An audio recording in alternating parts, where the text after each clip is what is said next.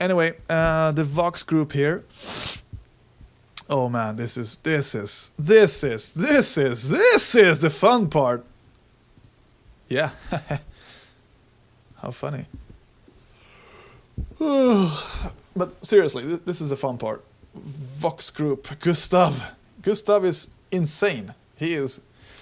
I have never heard a guy like this in real life, but that's also because I haven't heard that many singers and growlers. But seriously, I can't really imagine someone being better than Gustav to work with. I mean, he's such an awesome guy. He's really easy to work with. He learns stuff quickly. He has great ideas, and he sounds amazing. That's pretty much it. And this video is not about advertising Gustav, but I just felt like I had to. So let's listen to what does he sound like here.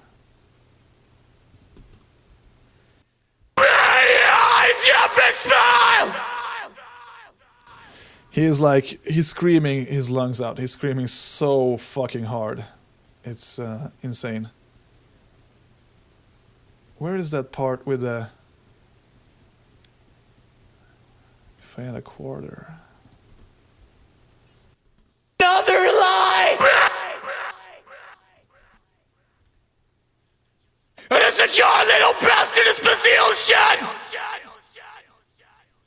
I understand it's hard to see all this in me! I think it's here. If I had a quarter for every time I let it been fighting the demons in my head, I would be a millionaire by now!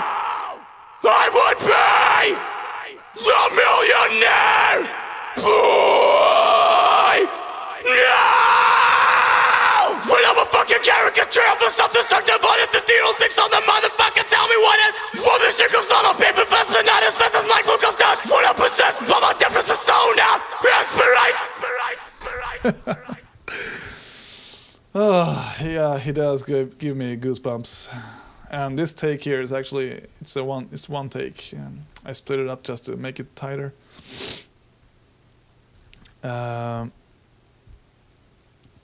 He's like rapping here. He has so much insane potential, man. We're gonna see more of Gustav in the future. When I'm a fucking caricature of a self-destructive audit, the needle thinks on the motherfucker, tell me what it's. Well, this shit goes on. When I'm a fucking caricature of a self-destructive audit, the needle thinks on the motherfucker, tell me what it's. Well, this shit goes on paper fast, but not as fast as my glucose does. When I'm possessed by my different persona, inspiration,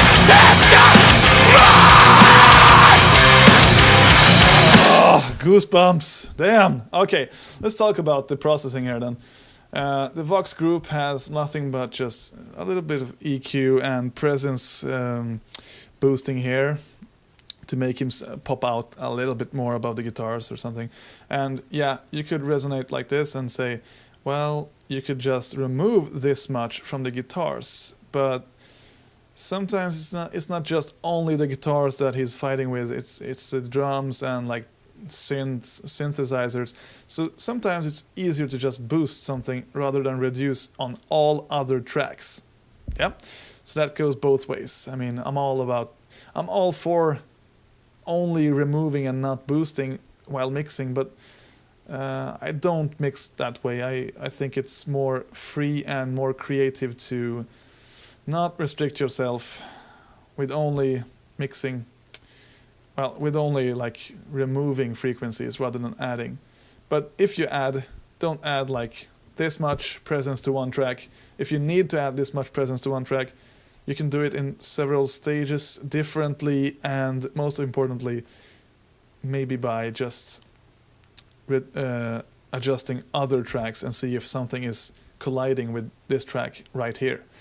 If not, yeah, then you need to boost like this, even if it feels like much. And professional mixers will tell you to not do this because, yeah, I mean, if you have to boost like 9 decibels to get a decent treble, then your signal sucks. And yeah, it does suck, but what are you gonna do? Are you gonna stop mixing and abandon your project just because you have you used a cheap microphone instead of an expensive one because you didn't have all the money that you needed. You have to start somewhere, and sometimes you just have to do whatever it takes to get there. So if that means boosting by 9 decibels, then fucking do it. There's no problem. And then the boot EQ MK2. Once again, oh yeah, here we are boosting his lows and warming them up real good with a maximum setting. And boosting some other shit here. And compression. Compression.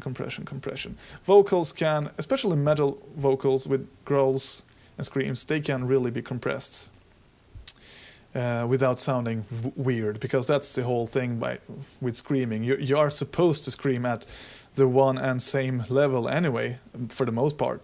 So, and most singers don't do that exactly, so you can slap on some compression, and even if you overcompress, it's not gonna be audible like if you overcompress a sweet jazz singer, you know.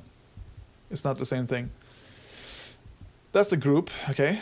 These 3 plugins. And here's one of his standard tracks where he's growling, or screaming rather.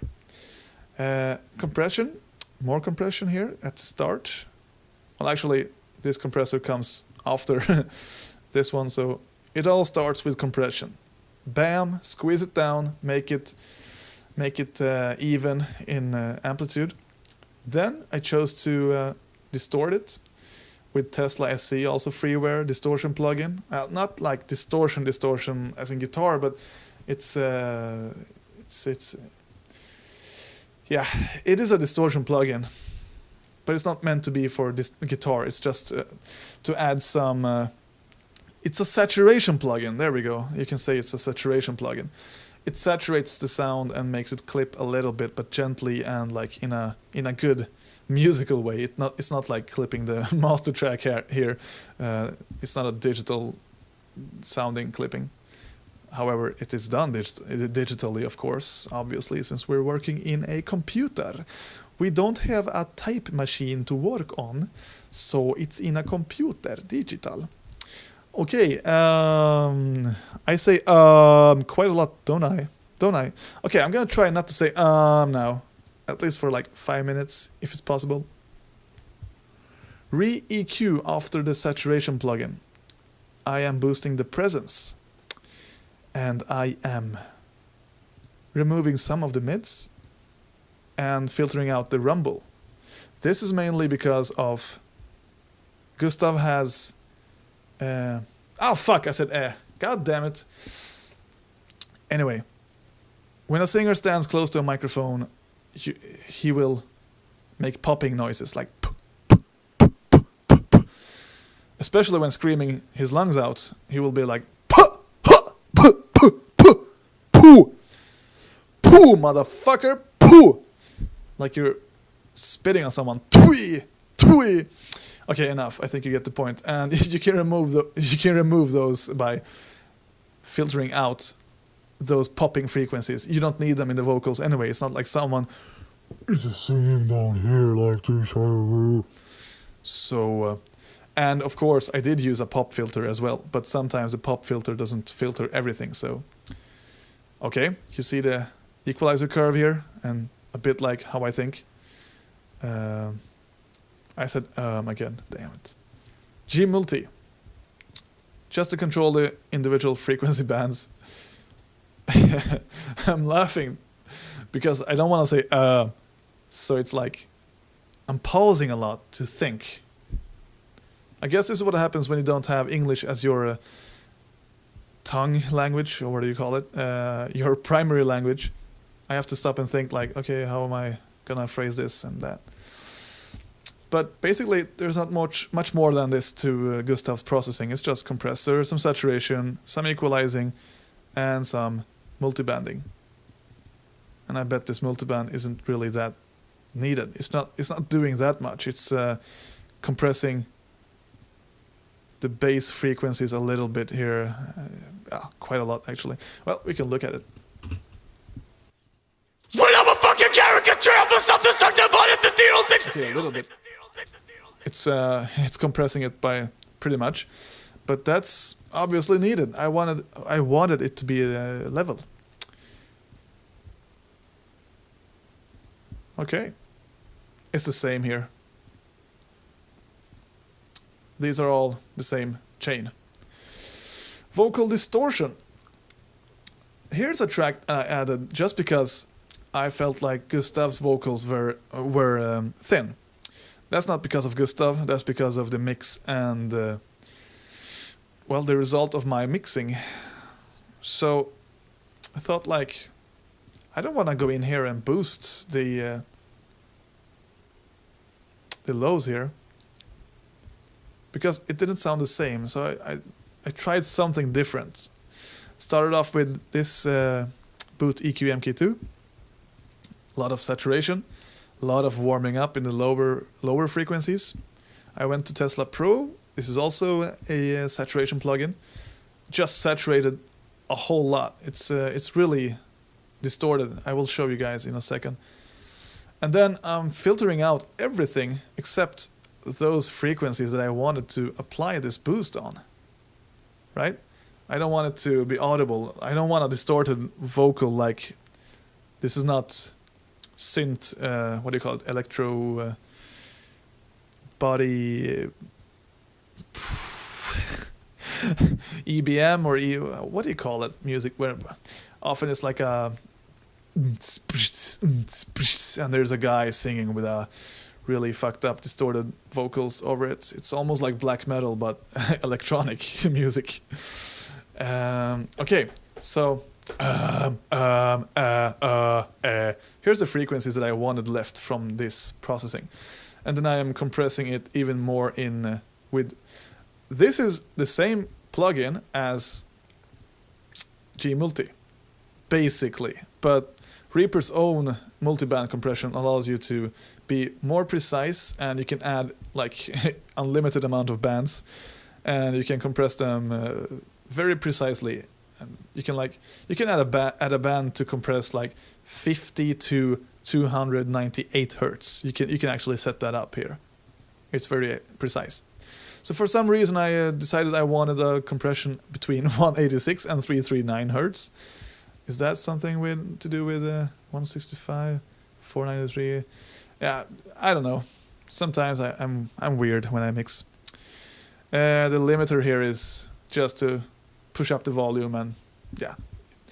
Really, I mean, the point of this track is to make a really dense, thick, distorted vocal track in those frequencies down here, and it's supposed to be really, really, really undynamic. It's just gonna be like a carpet underneath the vocals of Gustav.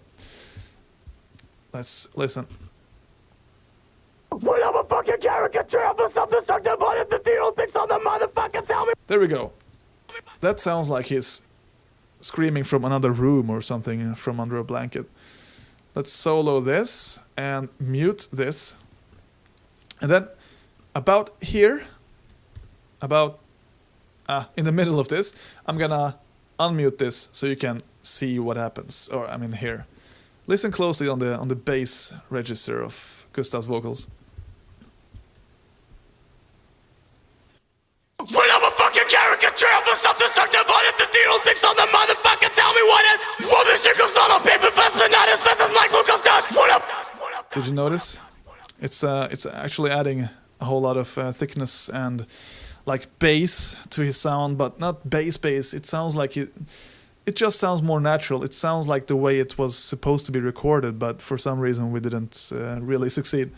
So sometimes you can fix it in the mix, as they say, but I hate when people, like when you're recording a guitarist and he's playing sloppy and he thinks you can fix that in the mix. Well, that's not. That's actually fixing it in the editing, and that takes time. Is he willing to pay for that? Unsolo this. Vocal effects consists of. I'm sending these tracks down here, and in Reaper it's pretty easy. You can just grab this I/O button, which stands for in/out, I guess, and you can just grab it and drop it on top of another in/out button on another track, and you've automatically linked them or created a send. You can also click on it and just click like, where is it? Oh yeah, add new receive. You can add a receive here, or you can add a send here. Add a send to tom 3, for example. So that makes this channel, this reverb channel, would send its output to tom number 3, which would result in a very strange sound, but you can do it. Okay. So I got Freeverb 2, which is a freeware reverb plugin. I actually did show you guys this earlier, but I didn't mention it was a freeware. But as the name states, Freeverb, it's obviously freeware. I don't know, the settings are pretty useless to mention, so here we go. Skip that. The delay consists of Karma FX delay, which is also freeware, I think. Yeah, it's freeware. I said I think. I know it's freeware because everything I use in this project is freeware except for a few, which I will get to. And they are sending their outputs to the group track, of course. And the group track has a compressor.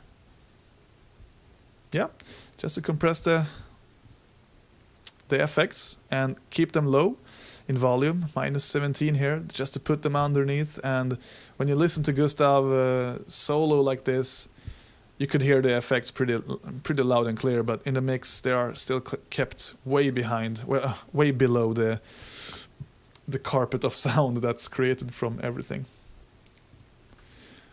And I have some strings here.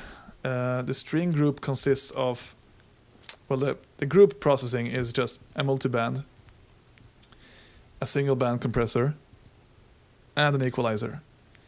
And here's, the strings have a lot of high mids and shit, and they collide with the guitars and Gustav's vocals.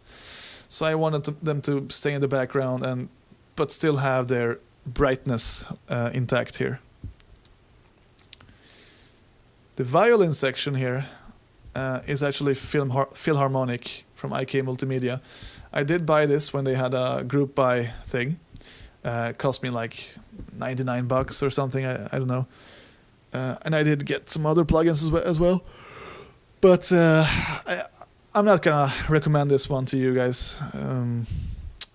It's okay, but there's a lot better out there. It's not super realistic or anything. It sounds good, but it's not realistic. It sounds. I know people say if it's not realistic, it does not sound good. But I'm gonna say it sounds good. The sound quality is just all right, you know.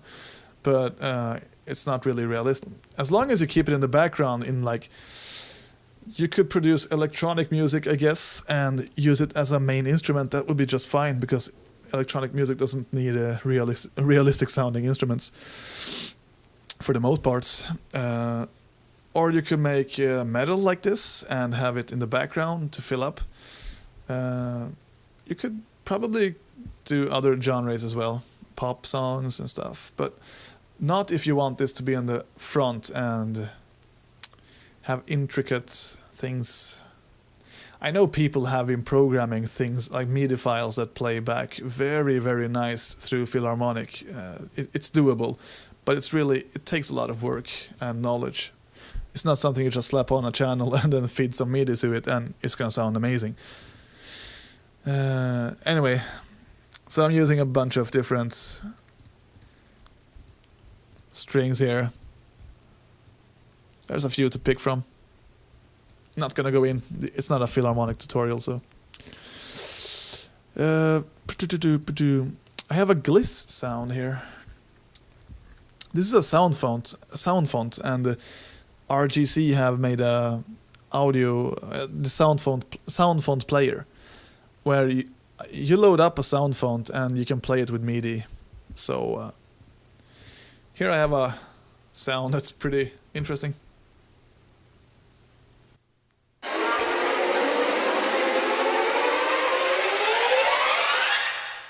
Keep in mind that this is a freeware sound bank, sound font. And it's pretty cool. Sounds like this in the mix if you keep an ear out for it.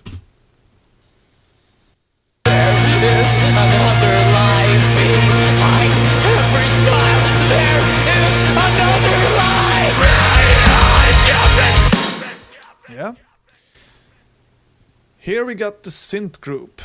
The synth group is, well, it's not processed in its own. So we can close that. Music box. Oh yeah, now I remember. I have frozen these tracks. Not really sure if I dare unfreezing them because my Reaper is Reaper is using 1.3 gigabytes of my ROM memory right now, and I'm running Windows XP 32 bits, so that means if I unfreeze these and if they occupy like 500 megabytes more memory, which would result in 1,800 megabytes here, that would mean I would pretty much crash.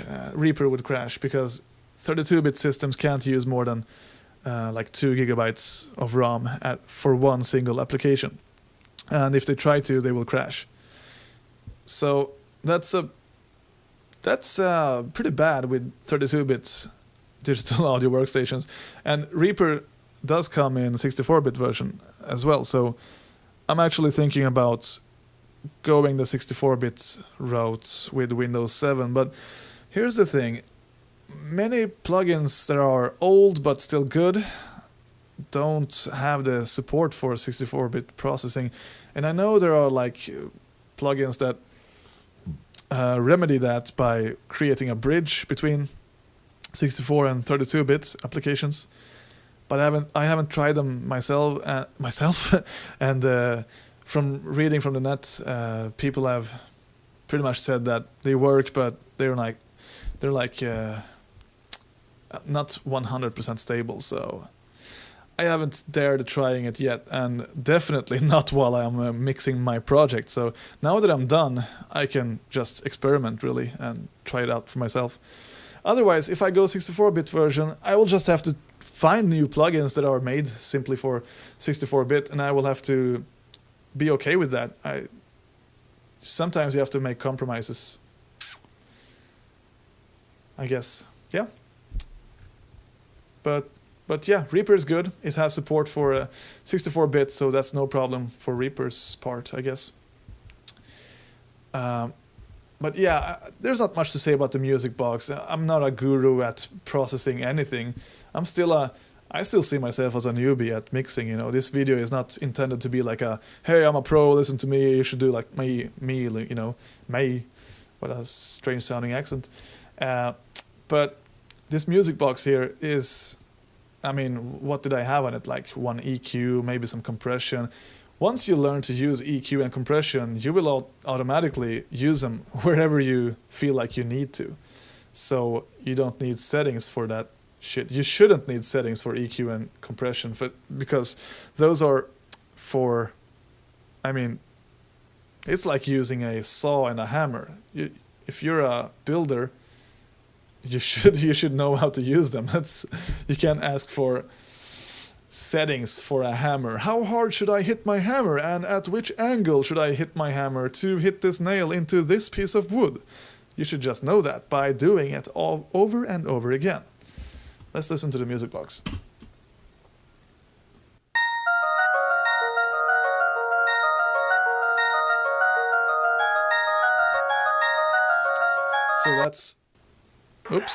So that's playing well in the background of my mix here.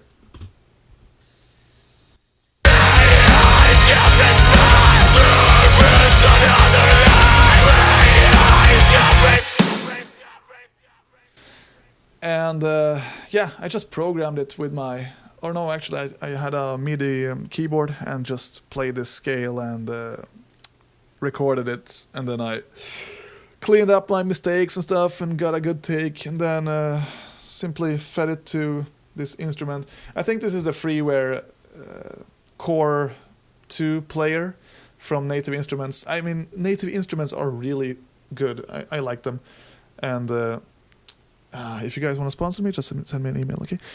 Yeah, so I used their Core 2 player free version, and it has a lot of sounds which are totally usable. And I mean, usually I don't want to use stuff like that, presets and stuff, because other people might have used them, and I don't want people to like go, you use that preset there and that preset there. But if you keep it, I think this is a preset just as it is, really. I did like slap on some reverb delay, as you could hear, and but I keep it in the background. This music box is not really in the front, so nobody's gonna notice it. But now you know, it's a preset from Core 2 Player from Native Instruments. I don't have any secrets in this video, it's all being let out. What else do I have? I have an empty track. Okay. Let's check if there's any envelopes on it, or what's up with that. No, it's totally empty. I could just delete it.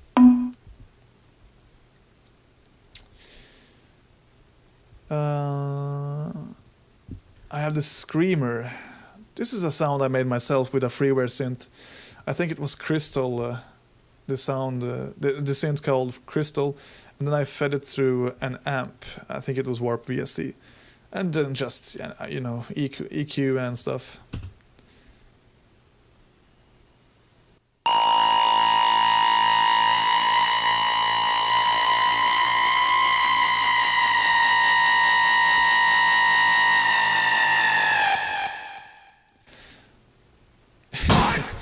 Yeah, so I made that myself to pretty much to fill out this section here. I'm gonna play everything.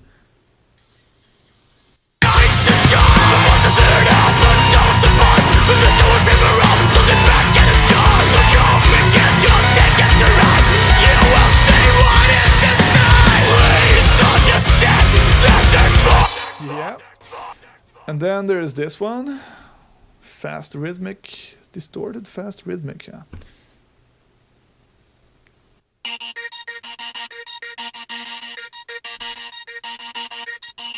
Sounds really goofy, but it's just in the intro here, and it does fit with the kick drums and the guitars here.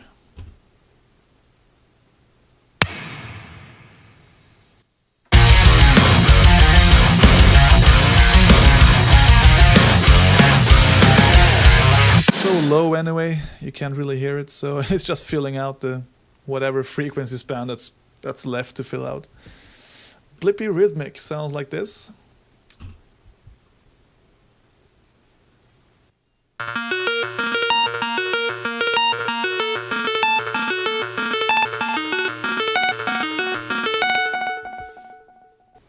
Yeah, I think all of these music box is not my own, but the rest, by my own is meant, by my own I mean, it's not my preset, it's just a preset in the program. But these, can't remember, but yeah, this one is made by me and this one is made by me. This one might be a modified preset from a freeware synth.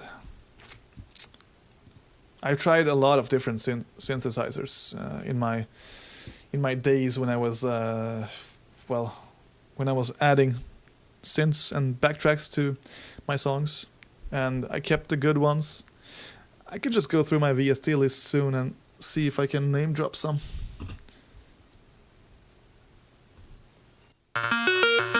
Yeah, and this one sounds like this in the mix.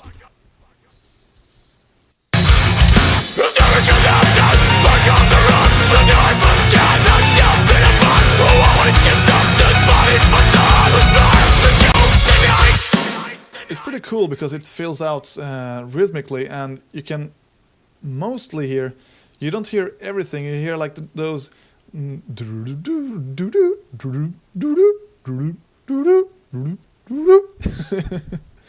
I sing well, don't I? Yes. No, but what I meant is you hear those high pitched tones.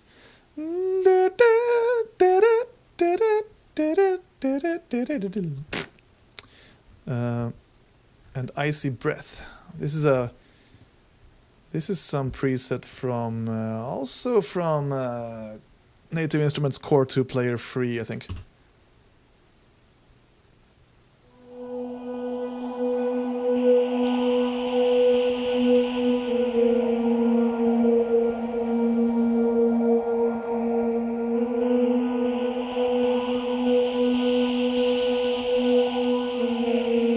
sounds like a teenage boy who's making medieval music after playing some computer games.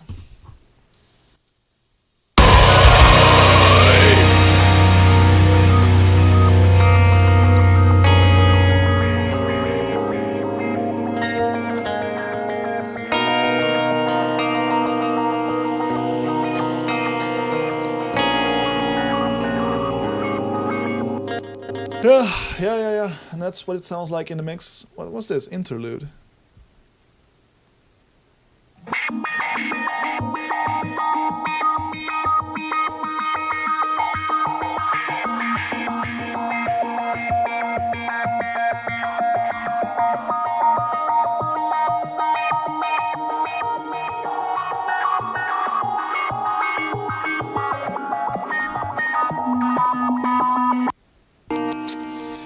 That sounds really cool, I must say. I don't recall what I did there exactly. But it's a mashup of different tracks. I rendered them into one, and you could hear the guitar. There was like a lead guitar in the background, and there was a synth from, I think it's a preset from Core 2 Player as well. And then I modulated it with something. If it was like a parameter in Core 2 Player from Native Instruments, or if it was a different plugin I had, like coming after that. Okay, so I just went through everything except the sub drop. The sub drop is nothing special. It's a electronic drum sample or something I found on the net, and I tried to process it to sound powerful, but not with too much sustain. I just wanted it to come and go, basically.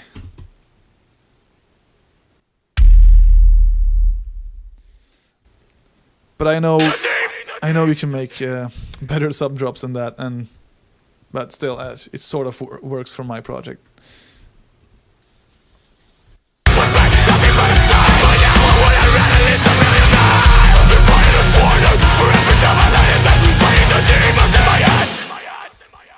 So there we go, from top to bottom, my project setup for the song Behind Every Smile. The working title was Bilove, for some funny reason. Now I'm gonna talk a little bit about the horizontal view here, not top to bottom, but left to right. We got let's take the overlook here. The drums. As you can see, not many drum fills in this song. Overheads, the bass guitar. It's being fed to the distortion track here. Rhythm guitar goes like this. And there's a pause here for the interlude. And there's some lead stuff here. Boop, boop, boop. And then some lead here. And that's actually this section.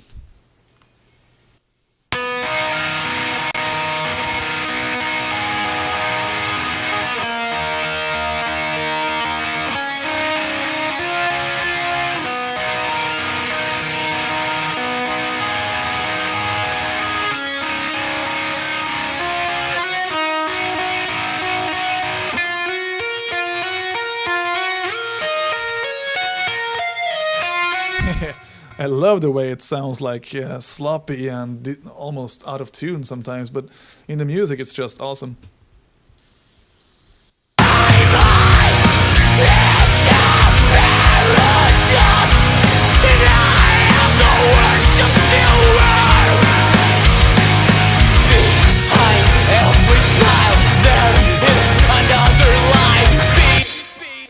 Yeah, and then there's the interlude clean guitars there, and the Gustav's vocals are, well, basically the way we recorded it was like piece by piece. From the beginning we did try to record it. Well, actually Gustav wanted it to be more like a live performance, so he tried to nail the whole song in one take. The bastard almost did it as well, but I thought it didn't sound powerful enough for my vision. I really wanted this record to hit you in the face, so Therefore, his vocals also have to like be in your face and fucking slap you in the face. So what did we do? I decided we should record in takes, and each take consists of like, I don't know, 5 to 10 seconds, just so that he doesn't run out of air, basically. Plus, it gives more control, and you can change things up more as you go, and you will get like cool effects. You will get like, maybe Gustav made a pretty cool growl sound right here that I'd never heard before. And after that take, I could just go back and listen to that immediately and say to Gustav, oh man, that growl, it really sounded like a huge, deep death metal growl.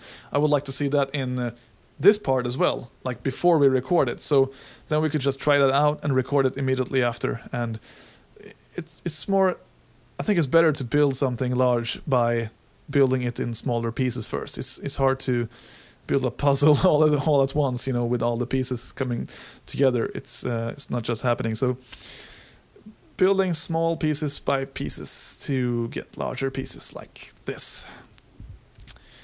And then we also have some vocals that in overlap, and that's the point. It's actually, if we were to play this live, it would be we would definitely need 2 singers, because it's not just because we recorded it this way, it's because it's written this way. It's supposed to be like this.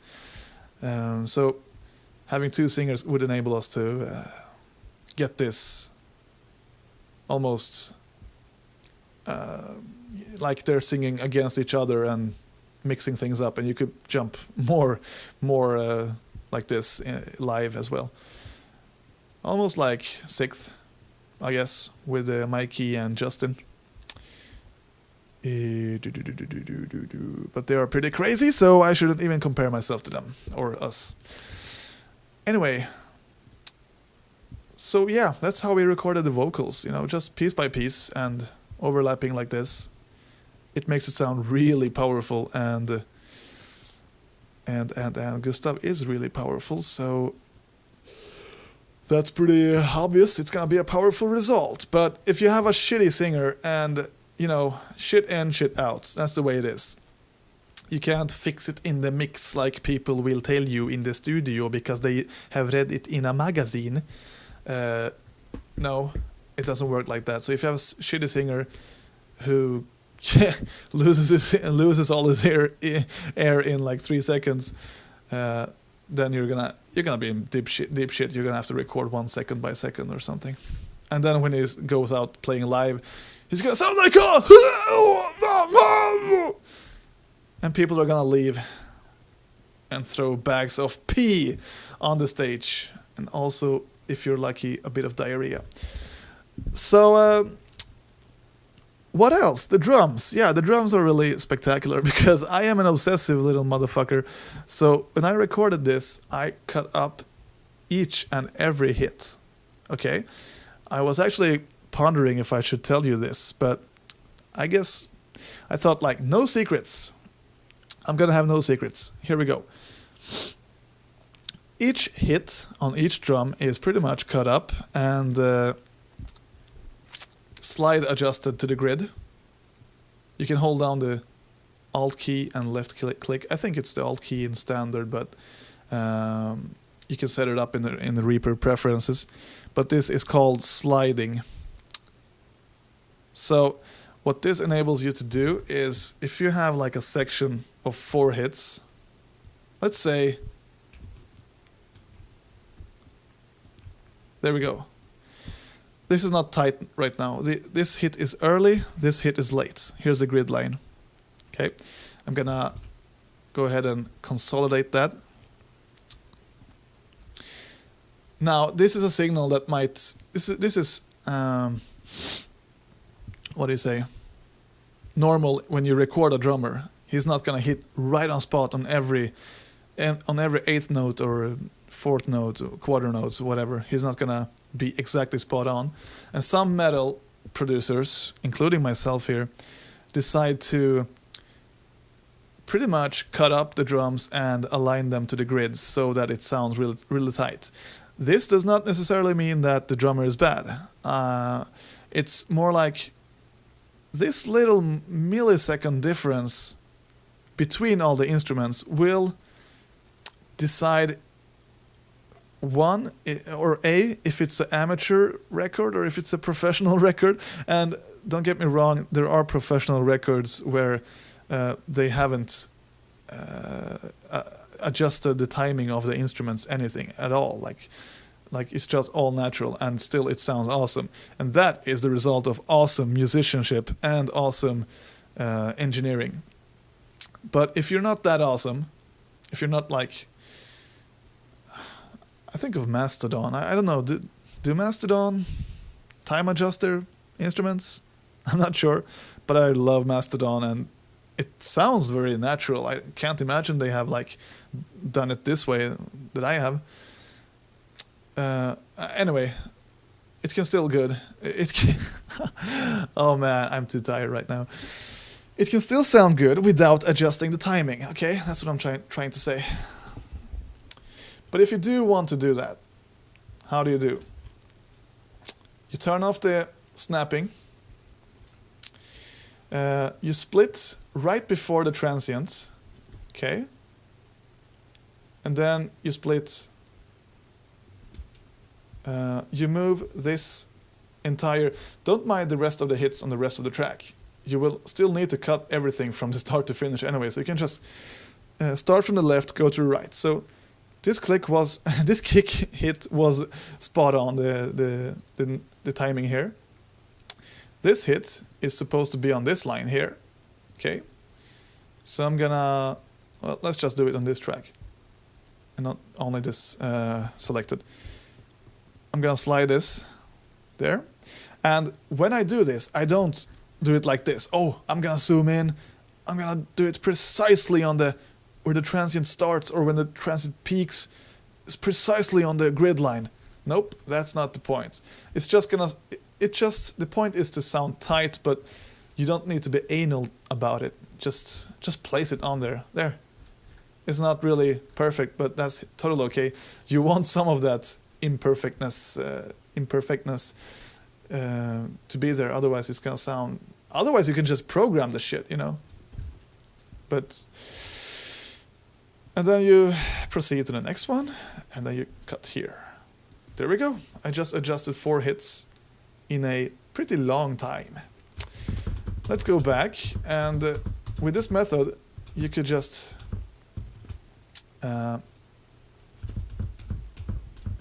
we go. It takes literally seconds to adjust stuff. Okay, now I'm used to this, so I can just click here, go like that, there, and then click there, and then there. There we go. I adjusted 4 hits now to the timing, and it's pretty good. And you can see the previous, the unadjusted version down here. You can see the difference what we made here. The crossfading will make sure it sounds good, and Reaper has automatic crossfades. They do sound good. Some people are overly anal about crossfades and like, oh no, crossfades don't sound good. I think you should just rely on 0 crossings instead. And yeah, the theory behind that is if you have a sample that ends at the 0 amplitude, which is at the center here, and then you have the next sample starting at 0, then you will have no clipping at all, even if you don't have a crossfade. That's basically what a crossfade does. It's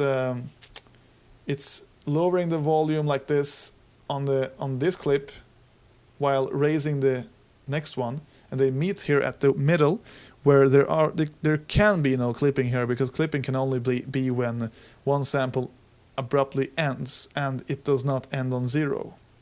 If a clip ends on something else than 0, and the next adjacent clip starts at something else than 0, it will result in a clipping, because the sine wave will just, pop, bounce back down, and that's a distortion or a clipping. So, okay, that's a bit about the slip editing technique here. And actually, credits go to Adam Wathan, I guess I pronounce his name correctly. He taught me this on Ultimate Metal and the Snip forum by posting tutorials. And without his tutorial, I swear to God, or Satan, or whatever pasta monster you believe in, I would not have finished this project. Maybe A, it would not sound good, or B, this project would have been released like a lot longer from now. Maybe like next year or something, I don't know. This method is really quick, it's awesome. You can also like, Reaper has the function to tab to transients and auto split and auto adjust all the clips to the grid. But I don't trust those mechanisms. It's really good if you have a perfect signal, but it's really not super reliable. Oh, that's a good yawn. It's not super reliable if you have like a drummer beating on a drum. There's gonna be all sorts of ghost notes and shit in there, and they're gonna cause problems. So I figured like, hey, just do it from the start to finish and do it by hand. It's much simpler.